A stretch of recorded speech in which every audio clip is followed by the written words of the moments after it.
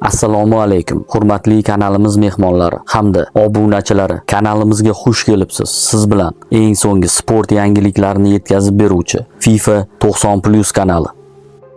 O'zbekiston milliy terma jamoasi 6-oktyabrdan navbatdagi o'quv mashg'ulot yig'iniga kirishadi. Terma jamoa 9-oktyabr kuni Toshkentda Kuvayt bilan, 13-oktyabr kuni esa Malayziyada Urugvay terma jamoasiga qarshi maydonga tushadi. Terma jamoa bosh murabbiyi Timur Kapadze tomonidan oktyabr oyidagi yig'inga jalb etilgan futbolchilarning ro'yxati: darvozabonlar Abduvohid Ne'matov, Nasaf; Botirali Ergashev, Neftchi; Vladimir Nazarov, Paxtakor; himoyachilar Rustam Ashurmatov, Istiqlol, Eron; Sherzod Nasrullayev, Nasaf; Farruh Sayfiyev, Neftchi; Muhammad Qodir Hamraliyev, Paxtakor; Hojiakbar Alijonov, Paxtakor; Alibek Davronov, Nasaf; Jahongir O'rozov, Dinamo; Muhammad Rasul Abdumajidov, Paxtakor; Dilshod Saitov, Paxtakor. Yarim himoyachilar Akmal Mazgavoy, Baniyas, Birlashgan Arab Amirliklari; Abdurauf Boriyev, Paxtakor; Odiljon Hamrobekov, Traktor, Eron; Azjon G'aniyev,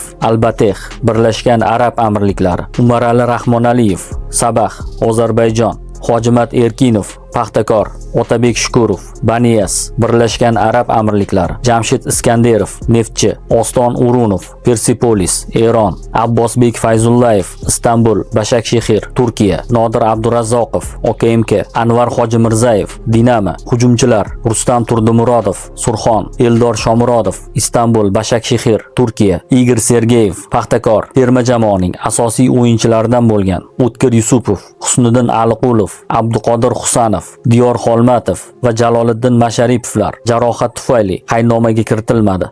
2025-yilgi FIFA U17 Jahon chempionatiga tayyorgarlikni davom ettirayotgan O'zbekiston o'smirlar terma jamoasi 6-14-oktyabr kunlari Milliy futbol markazida o'quv mashg'ulot yig'inida ishtirok etadi. Islom Ismoilov boshqaruvidagi jamoa yig'in doirasida Turkiyaga qarshi o'rtoqlik uchrashuvlarida maydonga tushadi. Bahslar 11 va 14-oktyabr kunlari Jar stadionida bo'lib o'tadi.